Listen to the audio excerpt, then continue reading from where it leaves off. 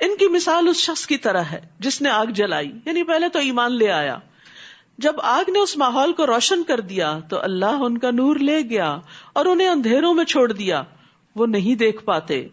قلب کا نور اللہ کے ہاتھ میں ہے، اسی لیے دعا مانگنی چاہیے، اللہم اجعل فی قلبی نورا، اے اللہ تو میرے دل میں نور پیدا کر۔ تو ان کے دلوں میں ابتدا میں ایک نور آیا، لیکن پھر کیا ہوا کہ جب انہوں نے دیکھا کہ دین پر عمل کرنے سے تو دنیا کے کچھ نقصان کرنے پڑتے ہیں، تو انہوں نے دین چھوڑ کر دنیا کا رستہ اختیار کر لیا، تو ان کا کفر غالب آ گیا، ان کے اندر کا نور بجھ گیا، اور پھر یہ بھٹکتے پھرتے ہیں اور ہدایت پانے والے نہیں۔ وہ بہرے ہیں، گنگے ہیں، اندھے ہیں، بس وہ نہیں لوٹتے، یعنی ہدایت کی بات سن نہیں پاتے۔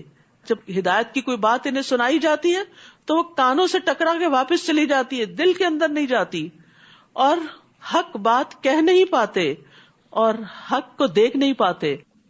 حق کی نشانیاں زمین و آسمان پوری کائنات میں بکھری ہوئی ہیں، لیکن ان کو نظر نہیں آتی۔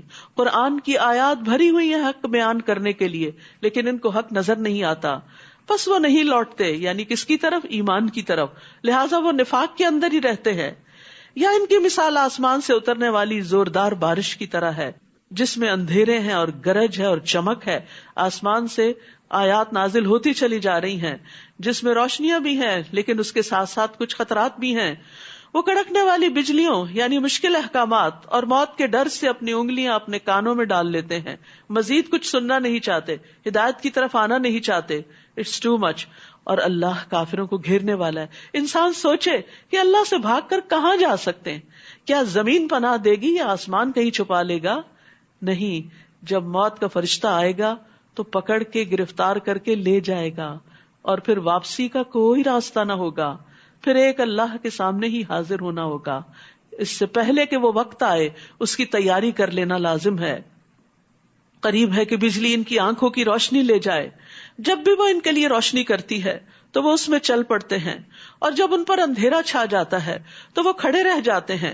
اور اگر اللہ چاہتا ان کی سماعت اور ان کی بصارت کو لے جاتا، بے شک اللہ ہر چیز پر خوب قدرت رکھنے والا ہے۔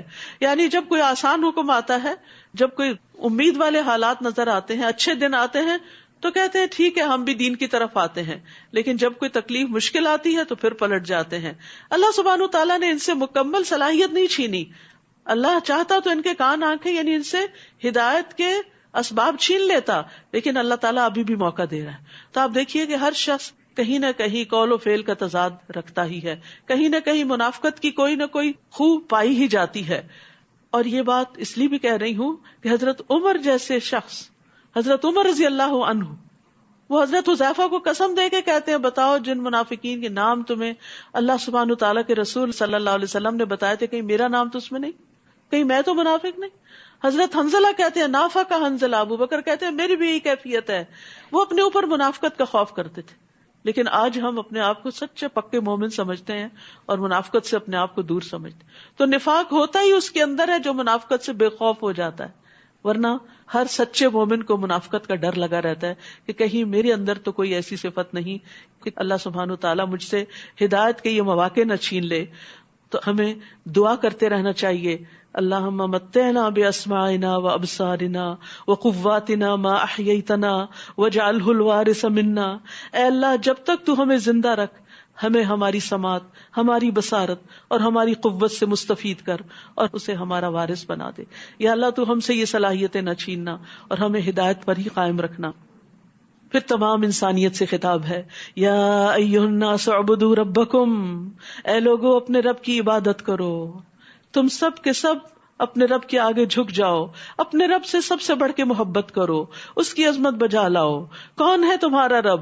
الذی خلقکم، وہ جس نے تمہیں پیدا کیا ہے، وہ ہے تمہارا رب، اور ان لوگوں کو بھی جو تم سے پہلے تھے، تاکہ تم بچ جاؤ، دنیا میں گناہوں سے بچ جاؤ، مشکلات میں پھنسنے سے بچ جاؤ، اور آخرت میں جہنم سے بچ جاؤ۔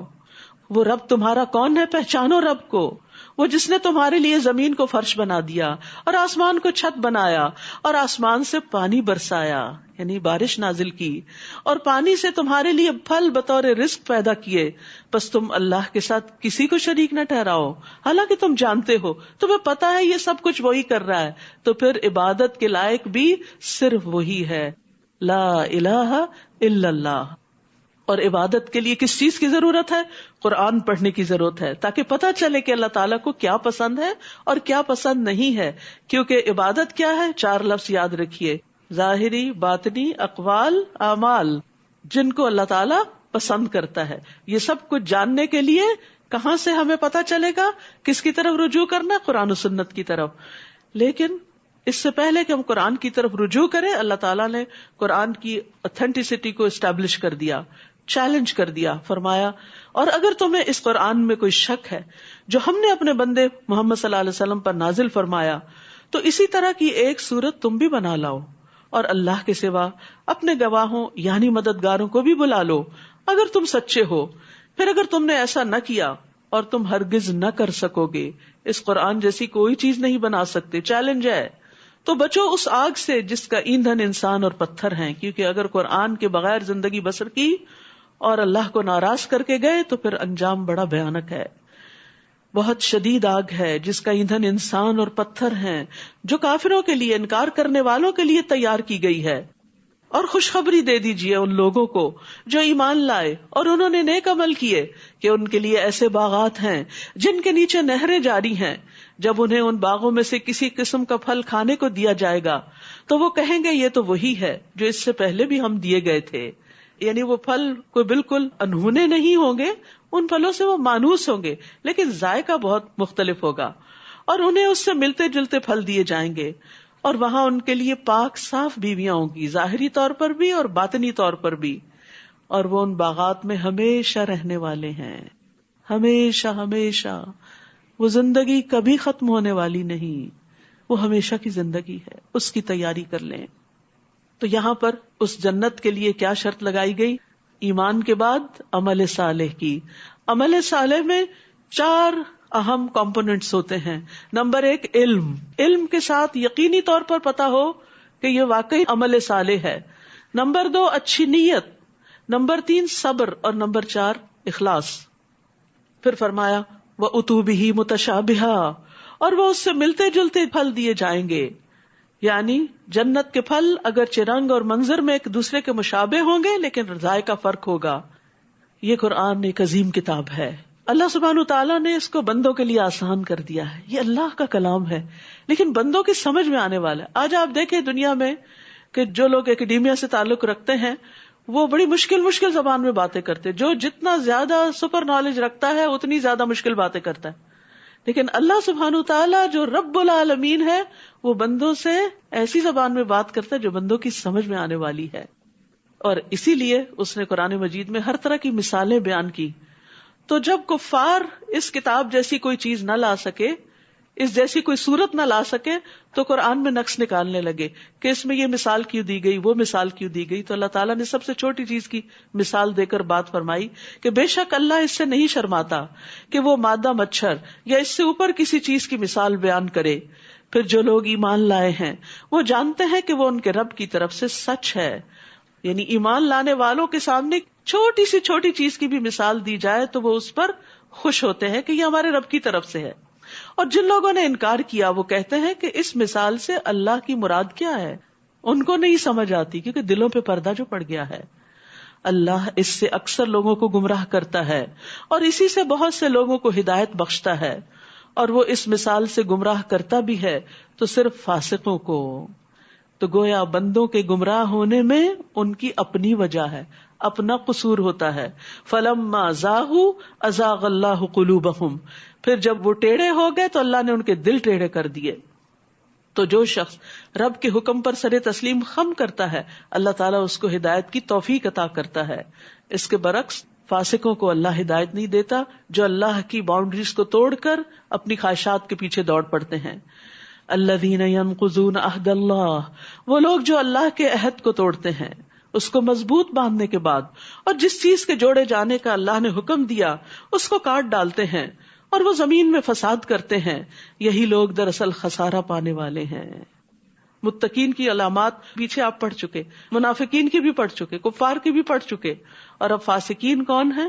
جو اللہ کے عہد کو توڑتے ہیں، لا الہ الا اللہ کا پاس نہیں رکھتے، اللہ کا نام لے کے، اللہ کی قسم کھا کے جو لوگوں سے عہد کرتے ہیں اس کو پکا کرنے کے بعد اس کو توڑ ڈالتے ہیں، اور پھر جن رشتوں کو اللہ نے جوڑنے کا حکم دیا ہے ان رشتوں کو کاٹ دیتے ہیں۔ تو یاد رکھیے اس قوم پر اللہ کی رحمت نازل نہیں ہوتی جو قطع رحمی کرتی ہے، اور ایسے لوگ پھر خسارہ پانے والے۔ دو چیزیں بڑھتی ہیں صلہ رحمی سے، صلہ رحمی، رشتہ داروں سے اچھا سلوک، عمر اور رزق۔ ہم میں سے ہر شخص کی تمنا ہے دو چیزیں ہماری زیادہ ہو جائیں، ہماری زندگی لمبی ہو جائے اور ہمیں خوب رزق ملے۔ اور اس کی کیا ہے، اس کا نسخہ کیا ہے؟ رشتہ داروں سے اچھا سلوک کرو۔ لیکن کب؟ جب وہ اچھا کرے جب بھی، جب وہ اچھا نہ کرے جب بھی، اور جب وہ برا کرے جب بھی۔ یہ ہے صلہ رحمی، یہ ہے حسن سلوک۔ حسن سلوک صرف یہ نہیں ہے کہ جب کوئی آپ کے ساتھ اچھا ہو تو آپ بھی اچھے ہو، اور جب وہ اچھے نہیں رہے تو آپ اچھے نہیں رہے۔ نہیں، اچھا انسان وہ ہے جو ہر حال میں اچھا ہوتا ہے، پرماننٹلی اچھا ہوتا ہے، جو اپنی اچھائی کو لوگوں کے رویے کے تابع نہیں کرتا کہ لوگ اچھے ہیں تو میں اچھا، وہ نہیں اچھے تو میں بھی نہیں۔ ایسے کو تیسا نہیں، ہم ابو ہی رہیں اپنے اچھے اخلاق کی وجہ سے۔ کسی کی بےہودگی بد اخلاقی کے مقابلے میں بد اخلاقی نہیں، کیونکہ مومن بد اخلاق نہیں ہوتا، یہ بھی منافقت کی علامت ہوتی ہے۔ پھر فرمایا کیف تکفرون باللہ، تم اللہ کا انکار کیسے کر سکتے ہو حالانکہ تم مردہ تھے؟ تمہیں پیدا کس نے کیا؟ تم کہاں سے وجود میں آ گئے؟ یہ تمہیں روح کس نے بخشی؟ تم مردہ تھے، اس نے تمہیں زندگی بخشی، یہ روح تمہارے اندر اس نے ڈالی، پھر وہی تمہیں موت دے گا۔ یہ روح ہمیشہ کے لیے نہیں ملی، ابھی تو صرف چند سالوں کے لیے، محدود وقت کے لیے کہ عمل کر کے دکھاؤ اچھے اچھے، پھر وہ تمہیں موت دے گا، پھر وہی تمہیں زندہ کرے گا۔ تو جوڑا ہو گیا نا، موت زندگی، موت زندگی۔ کچھ نہ تھے تو پیدا ہوئے، اور پھر جب ختم ہو جائیں گے تو دوبارہ پیدا ہوں گے، اور پھر کبھی ختم نہیں ہوں گے۔ یہ بات ہمیشہ یاد رکھیے۔ اس لیے ہمیشہ کی زندگی کے لیے کام کرنا ہے، صرف اس وقتی دنیا کی زندگی کے لیے نہیں۔ ہماری ساری کوششیں صرف اس کی کامیابیوں کے اوپر فوکس نہیں ہونی چاہیے، ہمیں آگے جانا ہے، ہمارا سفر بہت طویل ہے، ہمیں وہاں کی کامیابی کو بھی دیکھنا ہے، بلکہ پہلے اس کو دیکھنا ہے، پھر تم اسی کی طرف لوٹائے جاؤ گے۔ وہ اللہ ہی تو ہے جس نے وہ سب کچھ جو زمین میں ہے تمہارے لیے پیدا کیا۔ پھر وہ آسمانوں کی طرف متوجہ ہوا تو ان کو ٹھیک کر کے 7 آسمان بنا دیا، اور وہ ہر چیز کا خوب علم رکھنے والا ہے۔ پھر انسانیت کی تخلیق کا آغاز ہوتا ہے آدم علیہ السلام سے، کہ انسان آیا کہاں سے، آغاز کہاں سے ہوا، کیونکہ یہ سوال ہر انسان کے ذہن میں اٹھتا ہے کہ اس زمین پر انسان کب سے ہے اور کیسے ہے، کس نے پیدا کیا۔ وَإِذْ قَالَ رَبُّكَ لِلْمَلَائِكَةِ إِنِّي جَاعِلٌ فِي الْأَرْضِ خَلِيفَةً، وہ وقت یاد کرو جب آپ کے رب نے فرشتوں سے کہا کہ میں زمین میں ایک خلیفہ بنانے والا ہوں۔ انہوں نے کہا کیا تو اس میں خلیفہ بنائے گا جو اس میں فساد کرے گا اور خون بہائے گا؟ اور ہم تیری تعریف کے ساتھ تسبیح کرتے ہیں۔ انہوں نے اپنے خدشے کا اظہار کیا تھا، اللہ پہ اعتراض نہیں کیا تھا۔ اور ہم تیری پاکیزگی بیان کرتے ہیں، یعنی اگر اس انسان کو تیری عبادت کے لیے پیدا کیا جا رہا ہے تو ہم عبادت کر رہے ہیں۔ کہا اللہ نے بے شک میں جانتا ہوں جو تم نہیں جانتے، کہ انسان کو پیدا کرنے کے پیچھے حکمت کیا ہے۔ اور اس نے آدم کو سب کے سب نام سکھا دیے، جس زمین پہ بھیجنا تھا اس سے متعارف کرا دیا۔ پھر انہیں فرشتوں کے سامنے پیش کیا اور کہا اگر تم سچے ہو تو تم مجھے ان سب کے نام بتاؤ۔ یہ اللہ کا انسان پر فضل و کرم ہے کہ اس نے انسان کو علم کے ساتھ شرف بخشا۔ علم بہت بڑی دولت ہے، انسان کی عزت بھی علم کے ساتھ ہے۔ کھانے پینے سے بھی پہلے علم عطا کیا گیا، اس لیے ہمارے لیے علم حاصل کرنا اور خصوصاً علم نافع حاصل کرنا وہ کھانے پینے سے بھی زیادہ اہم ہے۔ قالو، فرشتوں نے کہا سبحانک، تو پاک ہے، جتنا علم تو نے ہمیں سکھا دیا اس کے سوا ہم نہیں جانتے، بے شک تو خوب علم رکھنے والا بہت حکمت والا ہے۔ اللہ نے کہا اے آدم تم انہیں ان کے نام بتاؤ۔ پھر جب اس نے انہیں ان کے نام بتا دیے تو اللہ نے کہا کیا میں نے تمہیں کہا نہ تھا کہ بے شک میں آسمانوں اور زمین کے غیب جانتا ہوں، اور میں جانتا ہوں جو تم ظاہر کرتے ہو اور جو تم چھپاتے ہو. یعنی اس وقت تم نے جن خدشات کا اظہار کیا وہ بھی مجھے پتا ہے، اور جو باتیں ابھی تمہارے دل میں ہیں وہ بھی میں جانتا ہوں. یعنی اللہ کا علم اتنا وسیع ہے. اور جب ہم نے فرشتوں سے کہا کہ تم آدم کو سجدہ کرو تو ان سب نے سجدہ کیا سوائے ابلیس کے، اس نے نافرمانی کی اور تکبر کیا اور وہ انکار کرنے والوں میں سے ہو گیا. اور ہم نے کہا کہ اے آدم تم اور تمہاری بیوی دونوں جنت میں رہو اور جہاں سے چاہو بے روک ٹوک کھاؤ، لیکن اس درخت کے پاس نہ جاؤ ورنہ تم دونوں ظالموں میں شمار ہو جاؤ گے. پھر شیطان نے ان دونوں کو وہاں سے پھسلا دیا، یعنی بہانے سے جس درخت سے پھل کھانے سے منع کیا گیا تھا وہ کھلوا دیا جس میں وہ تھے. اور ہم نے کہا کہ اتر جاؤ، یعنی جہاں پر ہو وہاں سے چلے جاؤ، تم ایک دوسرے کے دشمن ہو گئے، انسان شیطان کا، شیطان انسان کا، اور تمہارے لیے زمین میں ایک مدت تک ٹھکانا اور فائدہ اٹھانا ہے. یہاں سے زمین پہ آدم علیہ السلام اتر آئے اور آدم کی اولاد بھی پھر یہی رہتی بستی ہے. اور اصل میں پیدا بھی اللہ تعالیٰ نے انسان کو زمین کے لیے ہی کیا تھا. جنت میں تو صرف امتحان کے لیے رکھا تھا اور یہ بتانے کے لیے کہ اگر اللہ کی نافرمانی کی تو جنت نہیں ملے گی. فَتَلَقَّى آدَمُ مِن رَبِّهِ کلمات، پھر آدم علیہ السلام نے اپنے رب سے کچھ کلمات سیکھ لیے اور معافی مانگی تو اس نے اس پر مہربانی کی، بے شک وہ بہت توبہ قبول کرنے والا نہایت رحم کرنے والا ہے. یعنی توبہ کی توفیق بھی اللہ نے دی، پھر توبہ قبول بھی اللہ نے کی. سبحان اللہ، توفیق بھی دیتا ہے، قبول بھی کرتا ہے اور اس پر اجر بھی عطا کرتا ہے. رحمتیں ہی رحمتیں ہیں اس کی، اور بندے سے خوش بھی ہوتا ہے. اور بہترین خطاکار توبہ کرنے والے ہی ہیں. اور یہ یاد رکھیے، یہ خوشخبری ہے، حدیث میں آتا ہے جو توبہ کرتا ہے اللہ اس کی توبہ قبول کر لیتا ہے. تو اللہ سبحانہ وتعالیٰ سے ہم سب توبہ کرتے ہیں اپنے تمام گناہوں کی. ہم نے کہا تم سب یہاں سے اتر جاؤ، پھر جب تمہارے پاس میری طرف سے کوئی ہدایت آئے تو جس نے میری ہدایت کی پیروی کی تو ان پر نہ کچھ خوف ہوگا اور نہ وہ غمگین ہوں گے. یہ ہے ہدایت کی پیروی کے فائدے کہ دنیا اور آخرت میں خوف اور تنگی جاتی رہے گی. اور جنہوں نے کفر کیا اور ہماری آیات کو جھٹلا دیا وہ آگ والے ہیں، وہ اس میں ہمیشہ رہنے والے ہیں. تمام انسانوں سے خطاب کرنے کے بعد اللہ سبحانہ وتعالی بنی اسرائیل سے خطاب کرتے ہیں. یہ سورت پہلی سورت ہے جو ساری مدینہ میں نازل ہوئی تھی اور بالکل ابتدائی دور میں نازل ہوئی تھی. یعنی جب نبی صلی اللہ علیہ وسلم ہجرت کرنے کے بعد مدینہ تشریف لے گئے تو وہاں پر انصار کے علاوہ مدینہ کے دوسرے لوگوں کے علاوہ بنی اسرائیل بھی رہتے تھے جو حضرت یعقوب علیہ السلام کی اولاد میں سے تھے. اور جیسا کہ آپ جانتے موسیٰ علیہ السلام بھی بنی اسرائیل میں سے تھے، عیسیٰ علیہ السلام بھی بنی اسرائیل میں سے تھے. اللہ سبحانہ وتعالیٰ نے ان دو پیغمبروں پر کتابیں بھی نازل کی اور بنی اسرائیل کی طرف بے شمار انبیاء بھیجے اور ان کی ہدایت کا سامان کیا. اور پھر آخری پیغمبر محمد صلی اللہ علیہ وسلم کو بھی تمام انسانوں کی طرف انکلوڈنگ بنی اسرائیل مبعوث کیا گیا، اور اسی لیے ان سے بھی خطاب ہے اور ان کو سمجھایا جا رہا ہے اے بنی اسرائیل میری اس نعمت کو یاد کرو جو میں نے تم پر انعام کی، اور میرے عہد کو پورا کرو، میں تمہارے عہد کو پورا کروں گا. یعنی تم عمل کرو گے تو میں تمہیں جنت میں داخل کروں گا اور دنیا میں بھی عزت بخشوں گا، اور صرف مجھ ہی سے ڈرتے رہو اور ایمان لاؤ اس کتاب پر جو میں نے نازل کی، جو کہ تصدیق کرنے والی ہے اس کی جو پہلے سے تمہارے پاس ہے، اور تم سب سے پہلے اس کے انکار کرنے والے نہ بنو، اور میری آیات کے بدلے تھوڑی سی قیمت نہ لو اور صرف مجھ ہی سے ڈرتے رہو. اصل میں مدینہ کے رہنے والے، مکہ کے رہنے والے، باہر سے آنے والے سب جانتے تھے کہ اہل کتاب بہت ہائیلی ایجوکیٹڈ لوگ ہیں، بہت کچھ دین میں سے جانتے ہیں. ان سے پوچھنا چاہیے کہ یہ محمد صلی اللہ علیہ وسلم جو کچھ بتا رہے ہیں وہ ٹھیک ہے. لیکن افسوس یہ کہ جب ان کے پاس جا کر پوچھتے تو وہ آپ صلی اللہ علیہ وسلم سے لوگوں کو بدظن کر دیتے تھے.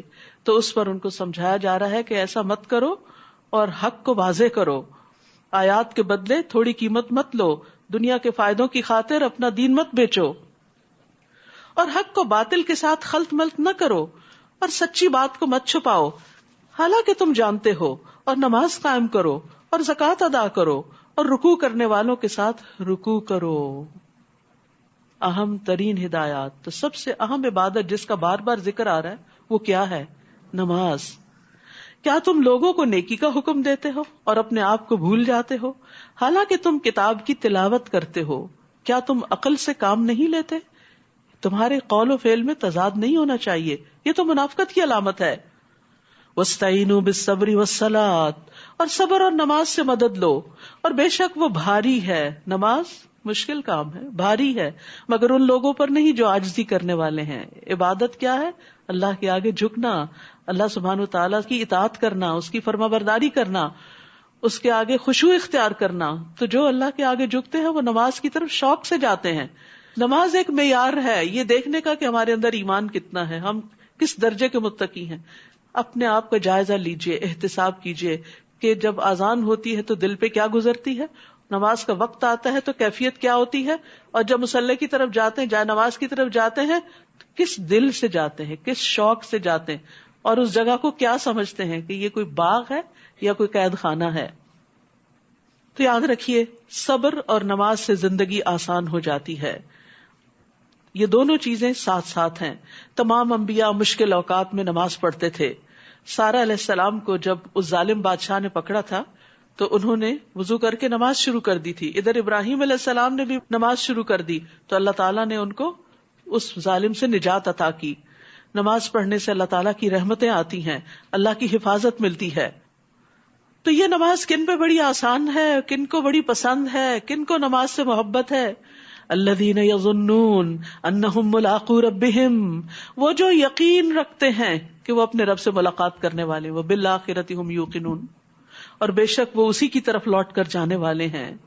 پھر دوبارہ پکار کر کہا گیا، یا بنی اسرائیل، اے بنی اسرائیل، میری اس نعمت کو یاد کرو جو میں نے تم پر انعام کی تھی، اور یہ کہ میں نے ہی تمہیں تمام جہان والوں پر فضیلت بخشی تھی، اور ڈرو اس دن سے جب کوئی جان کسی جان کے کچھ بھی کام نہ آئے گی، کوئی کام آنے والا نہیں، اور نہ اس سے کوئی سفارش قبول کی جائے گی، اور نہ ہی اس سے کوئی بدلہ قبول کیا جائے گا، اور نہ وہ مدد دیے جائیں گے۔ وہاں کوئی کام آنے کا نہیں، یہیں پر اپنا حساب درست کر لو، کسی بھول میں نہ رہ جانا۔ پھر بنی اسرائیل کو اللہ تعالیٰ مختلف نعمتیں یاد کراتے ہیں کہ کیسے کیسے تمہیں نعمتیں عطا کی گئی، تم اللہ کی طرف راغب ہو جاؤ۔ اور جب ہم نے تمہیں آل فرعون سے نجات دی، وہ تمہیں بہت سخت تکلیف دیتے تھے، وہ تمہارے بیٹوں کو ذبح کر ڈالتے تھے اور تمہاری عورتوں کو زندہ چھوڑ دیتے تھے، اور اس میں تمہارے رب کی طرف سے بہت بڑی آزمائش تھی۔ اور جب ہم نے تمہارے لیے سمندر کو پھاڑ دیا، پھر ہم نے تمہیں نجات دی، اور آل فرعون کو ہم نے غرق کر دیا، اور تم دیکھ رہے تھے، اپنی آنکھوں سے دیکھ رہے تھے کہ وہ پورا لشکر ڈوب رہا ہے۔ اور دشمن کو آنکھوں کے سامنے ڈوبتے دیکھنا کوئی معمولی نعمت نہیں تھی بنی اسرائیل کے لیے، جس نے انہیں غلام بنا رکھا تھا اور ان پر طرح طرح کی سزائیں مسلط کی ہوئی تھی۔ اور جب ہم نے موسیٰ سے 40 رات کا وعدہ لیا، پھر تم نے اس کے بعد بچڑے کو معبود بنا لیا اور تم ظالم تھے، پھر اس کے بعد ہم نے تمہیں معاف کر دیا تاکہ تم شکر ادا کرو۔ اور جب ہم نے موسیٰ علیہ السلام کو کتاب اور فرقان عطا کی تاکہ تم ہدایت حاصل کرو۔ کتاب کس لیے آتی ہے؟ ہدایت کے لیے۔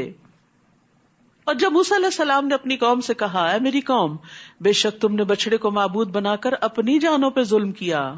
یہ تھے بنی اسرائیل جنہیں لا الہ الا اللہ سکھایا گیا، اور وہ جب سمندر پار کر کے آئے تو نعمت کا شکر ادا کرنے کی بجائے گائے کے بچڑے کو معبود بنا بیٹھے۔ جب موسیٰ علیہ السلام کوہ طور پر گئے اللہ تعالیٰ سے ملاقات کے لیے، تو اب اپنے پیدا کرنے والے کے حضور توبہ کرو اور اپنے مجرموں کو قتل کر ڈالو، اور یہ بات تمہارے پیدا کرنے والے کے نزدیک تمہارے لیے زیادہ بہتر ہے۔ پھر وہ تم پر مہربان ہو گیا، بے شک وہ بہت توبہ قبول کرنے والا، بہت رحم فرمانے والا ہے۔ اور جب تم نے کہا کہ اے موسیٰ، جب تک ہم اللہ کو سامنے نہ دیکھ لیں ہرگز تمہارا یقین نہ کریں گے، پھر تم کو بجلی نے پکڑ لیا اور تم دیکھ رہے تھے۔ یاد رکھیے، دنیا میں کسی کے لیے ممکن نہیں کہ اللہ تعالیٰ کو دیکھ سکے، کیونکہ ہمیں اتنی وسعت طاقت ہی نہیں دی گئی، حتیٰ کہ اللہ کے نبی موسیٰ علیہ السلام بے ہوش ہو کر گر پڑے تھے صرف ایک تجلی پہاڑ پہ پڑتے ہوئے دیکھ کر۔ پھر ہم نے تمہاری موت کے بعد تمہیں زندہ اٹھا دیا شاید کہ تم شکر ادا کرو، اور ہم نے تم پر بادلوں کا سایہ کیا اور تم پر من و سلوہ اتارا، کھاؤ پاکیزہ چیزوں میں سے جو ہم نے تمہیں عطا کی ہیں، اور انہوں نے ہم پر ظلم نہیں کیا بلکہ وہ اپنی جانوں پر خود ہی ظلم کر رہے تھے۔ اور جب ہم نے کہا اس بستی میں داخل ہو جاؤ اور اس میں سے جہاں سے چاہو خوب کھاؤ، اور تم دروازے میں سجدہ کرتے ہوئے داخل ہونا، اور حتتن، اے اللہ ہمیں بخش دے کہنا، تو ہم تمہاری خطائیں معاف کر دیں گے اور ان قریب ہم احسان کرنے والوں کو زیادہ دیں گے. تو جن لوگوں نے ظلم کیا انہوں نے اس بات کو جو انہیں کہی گئی تھی بدل کر کچھ اور کر دیا. ہنتتن گندم چاہیے، یعنی مذاق اڑایا اللہ کے الفاظ کا. بس ہم نے ان لوگوں پر جنہوں نے ظلم کیا تھا آسمان سے عذاب نازل کیا، کیونکہ وہ نافرمانی کرتے تھے. یعنی اب اس کے بغیر کوئی چارہ نہیں تھا کہ ان کو سزا دی جاتی. اور جب موسیٰ علیہ السلام نے اپنی قوم کے لیے اللہ سے پانی مانگا تو ہم نے کہا کہ اپنا عصا پتھر پر مارو، تو اس میں سے 12 چشمے پھوٹ نکلے. پھر تمام لوگوں نے اپنا اپنا گھاٹ معلوم کر لیا. ہم نے حکم دیا کہ اللہ کے رزق میں سے کھاؤ اور پیو اور زمین میں مفسد بن کر نہ پھرو. اور جب تم نے کہا اے موسیٰ ہم ایک ہی کھانے پر ہرگز صبر نہیں کر سکتے، لہٰذا اپنے رب سے دعا کرو کہ وہ ہمارے لیے نکالے ترکاری، ککڑی، گندم، مسور اور پیاز جو بھی زمین اگاتی ہے. اس نے کہا کیا بھلا بہتر چیز چھوڑ کر اس کے بدلے کمتر چیز لینا چاہتے ہو؟ من و سلوہ چھوڑ کر تم زمین کی چیزیں لینا چاہتے ہو؟ تو جاؤ کسی شہر میں اتر جاؤ، تو بے شک جو تم نے مانگا ہے وہ تمہارے لیے وہاں موجود ہے. اور ذلت اور محتاجی ان پر دے ماری گئی اور وہ اللہ کے غضب کے ساتھ پلٹے. یہ اس وجہ سے ہوا کہ بے شک وہ اللہ کی آیات کا انکار کرتے اور نبیوں کو ناحق قتل کرتے تھے. یہ اس وجہ سے تھا کہ وہ نافرمانی کرتے اور حد سے بڑھ جاتے تھے. تو بنی اسرائیل پر اللہ کا غضب کیوں نازل ہوا؟ ان وجوہات کی بنا پر. اور اس میں خاص طور پر جو آخر میں فرمایا نافرمانی کرتے اور حد سے بڑھ جاتے، یعنی ساری پابندیاں توڑ کے نکل جاتے، اپنی منمانیاں کرتے، اللہ کے حکم کو پسے پش ڈال دیتے. تو اس سے پتہ چلتا ہے کہ اگر اللہ کی ایک پسندیدہ امت بنی اسرائیل جو تھی، جس کی طرف اللہ نے بے شمار انبیاء بھیجے، کتابیں بھیجی، جب انہوں نے اللہ کی نافرمانی کی تو اللہ نے ان کو پکڑ لیا. تو اس واقعے کو یہاں کیوں بیان کیا گیا؟ تاکہ ہم سبق سیکھیں، کیونکہ ہمیں بہت مان ہوتا ہے اس بات پر کہ ہم امت محمد، الحمدللہ، اللہ کا شکر ہے کہ ہم امت محمد صلی اللہ علیہ وسلم، اس پر ہمیں فخر ہے اور ہم امید رکھتے ہیں کہ آپ ہماری شفاعت کریں گے. لیکن اس کے لیے ضروری ہے کہ ہم وہ کام کریں کہ جن کی وجہ سے اللہ سبحانہ وتعالی راضی ہو. ہم قیامت کے دن محمد صلی اللہ علیہ وسلم کے آگے بھی شرمندہ نہ ہو. وہ دیکھیں یہ میری امت، کیونکہ کچھ لوگ آ رہے ہوں گے آپ کی طرف تو کہہ دیا جائے گا کہ نہیں ان کو دور کر دیا جائے کیونکہ آپ کو نہیں پتا انہوں نے آپ کے بعد دین میں کیسے کیسے نئے طریقے نکال لیے. تو اس لیے اس دین پر چلنا ہے جو اللہ سبحانہ وتعالی نے محمد صلی اللہ علیہ وسلم کے ذریعے دیا ہے، اور اس کی اطاعت کرنی ہے. اور یاد رکھیے گناہوں سے بچنا تقویٰ کہلاتا ہے، اور تقویٰ کا معنی ہوتا ہے بچنا. تو دنیا میں گناہوں سے بچنا اور آخرت میں عذاب سے بچنا. تو گناہ چھوٹا ہو یا بڑا اس سے بچنے کی کوشش کرنی چاہیے، کیونکہ ایک گناہ پہ دوسرے گناہ کا راستہ کھولتا ہے، اور پھر ایک گناہ دوسرے گناہ کو کھینچ لاتا ہے، اور یوں انسان نافرمانیوں کی دلدل میں پھنس جاتا ہے اور پھر اللہ کے غضب کا مستحق ہو جاتا ہے. بنی اسرائیل کے ساتھ کچھ ایسا ہی معاملہ ہوا. اس کے بعد عمومی دعوت دی گئی، ان الذین آمنوا والذین ہادوا والنصارى والصابئین، بے شک وہ لوگ جو ایمان لائے اور وہ جو یہودی بن گئے اور عیسائی اور صابی، جو بھی اللہ اور یوم آخرت پر ایمان لائے اور نیک عمل کرے، تو ایسے لوگوں کے لیے ان کا اجر ان کے رب کے پاس ہے. تو شرط کیا ہے؟ ایمان کے ساتھ عمل صالح، گناہوں سے بچ کر زندگی گزارنا، اطاعت اور فرما برداری کی زندگی بسر کرنا. تو ان پر نہ کوئی خوف ہوگا اور نہ وہ غمگین ہوں گے. اور جب ہم نے تم سے پختہ عہد لیا اور طور پہاڑ کو تمہارے اوپر اٹھایا اور حکم دیا کہ جو ہم نے تمہیں دیا ہے، یعنی کتاب کی شکل میں، ہدایات کی شکل میں، اس کو مضبوطی سے پکڑو. پہاڑ سر پہ مسلط کر کے کہا گیا کتاب کو پکڑ لو. ہمارے لیے بھی کیا حکم ہے کہ اس کتاب کو مضبوطی سے پکڑ لیں، اور جو اس میں لکھا ہے اسے یاد رکھو تاکہ تم بچ جاؤ، لعلکم تتقون. تو اس کتاب پر عمل سے ہی تقوی حاصل ہوتا ہے. پھر اس کے بعد تم اس عہد سے پھر گئے، بس اگر تم پر اللہ کا فضل اور اس کی رحمت نہ ہوتی تو تم ضرور خسارہ پانے والوں میں سے ہو جاتے. یعنی اللہ کی رحمت ہے کہ اللہ نے بنی اسرائیل کو بچا لیا اور پھر ان کو مزید عمل کا موقع دیا. تو اللہ سبحانہ وتعالی ہمیں بھی زندگی میں بہت چانسز دیتا رہتا. مختلف طرح کے امتحان اور آزمائشیں آتی رہتی ہیں نا، کبھی ایک بیماری آتی ہے، کبھی دوسری تکلیف آتی ہے، کبھی تیسری. یہ کیوں آتی ہے؟ ایسی بے وجہ نہیں آتی. یہ دراصل ہمیں اللہ کی طرف متوجہ کرنے کے لیے آتی ہے کہ ہم اپنے گناہوں کو دیکھیں، ہم اپنی غلطیوں کو پہچانیں، ہم ان پر توبہ کریں، ہم یہاں پر اپنی اصلاح کر لیں، اللہ کی طرف راغب ہو جائیں، اللہ کی طرف دوڑ پڑیں. لیکن جب تکلیفوں کے آنے کے باوجود ہم صرف انہی میں ہی گم ہو جاتے اور اللہ سبحانہ و تعالیٰ کے ساتھ ہمارا تعلق مضبوط نہیں ہوتا، تو پھر اس میں ایک وارننگ ہے، اس میں ایک خطرے کی گھنٹی ہے. ہر مشکل کے آنے پر یہ سوچئے کہ اس نے مجھے اللہ سے قریب کیا یا دور کیا. خوش قسمت ہے وہ جنہیں تکلیفیں اللہ سے قریب کر دیتی ہیں. تو یہی معیار ہونا چاہیے کہ جب آئے تو اللہ کا فیصلہ سمجھ کر ایکسپٹ کریں، اس کے دور کرنے کے لیے دعائیں بھی مانگیں اور دوائیں بھی کریں، اور جب دور ہو جائے تو اللہ کا شکر ادا کریں. اور شکر ادا کرنے کی قسم کیا ہے؟ اور زیادہ اس کی اطاعت کریں، اللہ کی فرما برداری کریں.